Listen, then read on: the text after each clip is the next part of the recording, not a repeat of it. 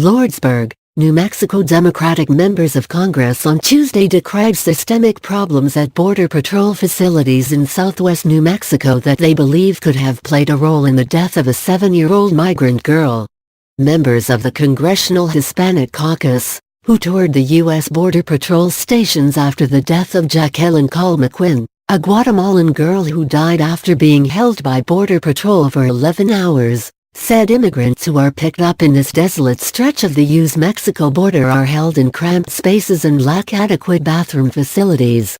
A Customs and Border Protection official who took part in the tour Tuesday acknowledged that as the number of migrants crossing near the Border Patrol's lightly staffed facilities in the area increased, additional resources need to be provided. More than a dozen Democratic representatives and representatives-elect traveled to the remote stretch of border in search of answers in the wake of Jacqueline's death, which has become the latest flashpoint in a growing controversy over the federal government's approach to immigration at the U.S.-Mexico border. After the tour, several representatives called for an independent congressional investigation into the girl's death, as well as Customs and Border Protection's treatment of immigrants. Texas U.S. Representative Joaquin Castro, chair-elect of the caucus, called the accommodations for migrants inadequate and said the CBP lacked the necessary expertise to provide proper care. There were some very disturbing systemic failures, he told a group of reporters. The caucus members visited the Bounds Forward operating base, a Border Patrol substation meant to allow agents to deploy to the border more quickly. The base is in Antelope Wells, a tiny port of entry in New Mexico's Bootheel region.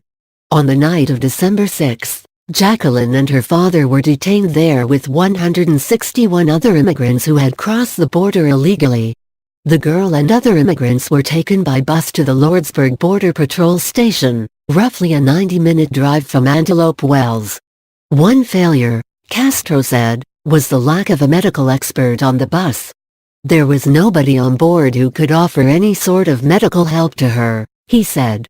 More resources Commissioner Kevin McAleenan, who toured the sites with the Congress members, said his agency has assigned additional agents to the desolate desert region to provide better medical care and quicker transportation between sites.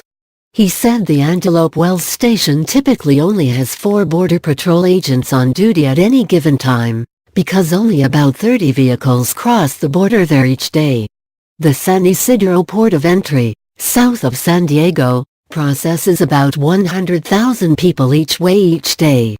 McAleenan said smuggling networks have recognized that seam in the border and have started exploiting it in recent weeks.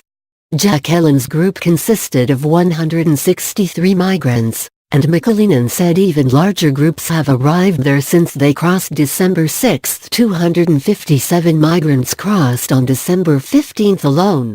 Another 239 migrants have crossed during the past 24 hours, he said Tuesday afternoon. McAleenan said the CBP encountered only 8 groups of more than 100 migrants crossing the border together during fiscal year 2018, which runs from October to September. Before the first 3 months of fiscal year 2019, the agency has already seen more than 20 such groups. McAleenan said some of the migrants have told agents that smuggling networks are arranging for buses to take the groups all the way from Guatemala to New Mexico, allowing them to arrive at the U.S. border within 4 or 5 days. Once there, they walk around a low, barbed wire fence and present themselves to Border Patrol agents to request asylum. This is a brand new phenomenon that's really challenging our resources, McAleenan told reporters during a conference call Tuesday. The commissioner said he is reviewing his agency's staffing in the region, and will call on other Department of Homeland Security agencies to provide medical assistance and speed up asylum seekers' processing. McAleenan said he may request further assistance from the Department of Defense, which has already deployed nearly 6,000 active-duty troops and 2,000 National Guardsmen to provide logistical support and security along other parts of the border. Emotional. Tour's tour was emotional, Castro said. He blamed President Donald Trump's administration for severely limiting the number of asylum seekers who can cross the border each day in major cities, a practice that Castro said forces immigrant families to cross at remote border regions such as Antelope Wells. "We believe that may have been the case with Jacqueline and her dad," he said. Border Patrol officials have said that the group of migrants were screened for medical problems at Antelope Wells, and that Jacqueline's father signed a form attesting that she was in good health. However, while her father knows some Spanish, his primary language is a native Guatemalan dialect. Questions have arisen about whether he fully understood the form or what agents told him. While in custody, Jacqueline began vomiting and eventually stopped breathing. When Jacqueline reached Lordsburg, an ambulance was called. She was airlifted the morning of December 7 to a hospital in El Paso, where she died early the next day. Border Patrol officials said Friday that agents did everything they could to save the girl, but that she had not had food or water for days. Jacqueline's father has disputed that claim. Agents also said that the migrants were supplied with water, but members of the caucus said contamination problems have limited the water supply to the Antelope Wells base, requiring both agents and immigrants to rely on portable toilets. Lordsburg, with a population of nearly 2,500 people, is the largest community in Hidalgo County. The city, located dozens of miles from the international border, is a fueling stop for travelers and truck drivers on Interstate 10. Speaking Udo.s. Representative Ben Reluyan, D-N.M. and Representative-elect Xochitl Torres Small, D-N.M. were among those on the tour.